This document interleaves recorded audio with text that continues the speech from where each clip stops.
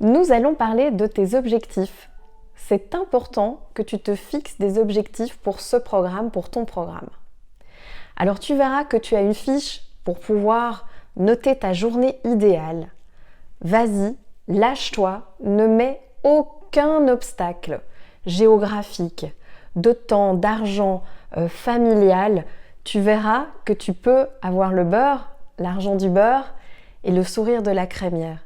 C'est important que tu le fasses sans barrière parce que peut-être au fur et à mesure que tu vas avancer dans le programme, tu vas te dire « Ok, ça j'ai peut-être un peu idéalisé, c'est peut-être pas important, je n'ai pas envie de mettre ça en place tout de suite. » Et puis peut-être d'autres choses où tu vas te dire « Waouh, en fait dans ma journée idéale il y a ça, et ça c'est la priorité, c'est ultra important, donc je veux le faire. » Je vais te donner un exemple que je vis tous les jours.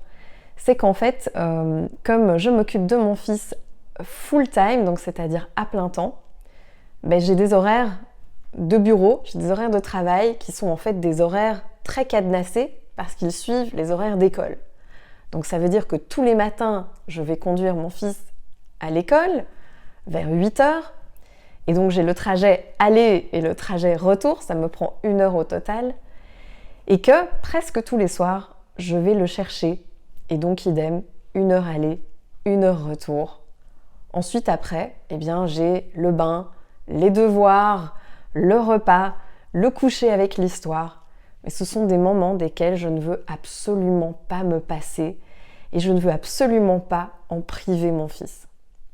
Donc dans ma journée idéale, j'ai ce temps après le travail où je vais le chercher, où je m'occupe de lui, où je révise les devoirs, où je lis l'histoire avant le coucher. Ce sont des choses dans ma journée idéale qui apparaissent. Donc vas-y, lâche-toi, remplis cette fiche de journée idéale.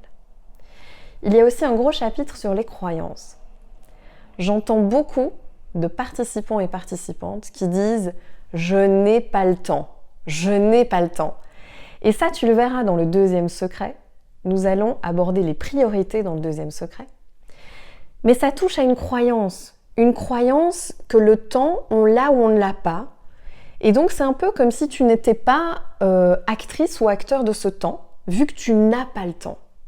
Donc je t'invite déjà à revoir cette croyance et à te positionner plutôt comme acteur ou actrice qui prend les rênes de sa journée, de son minutage, de son heure, de son destin, et de dire « je n'ai pas pris le temps ».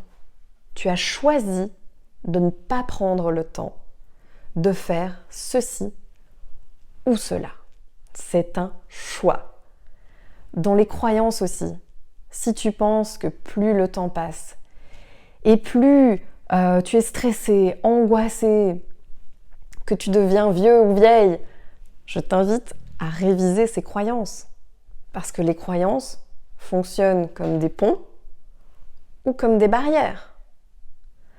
Donc ça veut dire que si c'est un pont, c'est plutôt le temps est mon ami, plus le temps passe, plus j'ai de l'expérience, plus j'ai de la sagesse, plus j'apprends à maîtriser ce temps et à en faire un allié. Ou bien c'est une barrière, plus le temps passe, plus je deviens vieux ou vieille, plus le temps sera mon ennemi, et à ce moment-là, tu comprends bien que l'énergie que tu vas vivre au quotidien va être bien plus négative dans ce cas-là que dans le cas où tu vas en faire un pont. Une croyance, c'est quelque chose d'imaginaire, c'est dans ta tête. Et ce sont les fondateurs de la PNL, la programmation neurolinguistique, Brandler et Grinder, qui ont mis au point ce concept. La croyance, c'est en fait la carte. Et le territoire, c'est la réalité. Je vais te donner un exemple avec un GPS. Si tu conduis et que tu arrives à un rond-point, mais que dans le GPS, il n'y a pas de rond-point, c'est peut-être que ton GPS n'a pas été actualisé, n'a pas été remis à jour, que lorsque le programme a été créé, il n'y avait pas de rond-point. Mais en tout cas, il y a une différence entre ce que le GPS indique, la carte, et le territoire, vu qu'en vrai, il y a un rond-point, mais sur la carte, il n'y a pas de rond-point. Dans la réalité, c'est la même chose. Par exemple, tu vas te dire, ok, on ne peut rien faire en 2 minutes. Ça, c'est ta carte. Mais dans le territoire, peut-être qu'en 2 minutes, tu as le temps de vider ta voiture. En 2 minutes, tu as vite le temps d'appeler quelqu'un pour lui dire est-ce que tu as un créneau demain pour qu'on s'appelle ? En 2 minutes, tu as peut-être le temps de pendre ta veste. Donc la carte n'est pas toujours égale au territoire. Et c'est ça que nous allons aussi travailler via ta fiche d'action, ta fiche technique sur les croyances. Je te dis bon travail et à très vite pour la prochaine vidéo.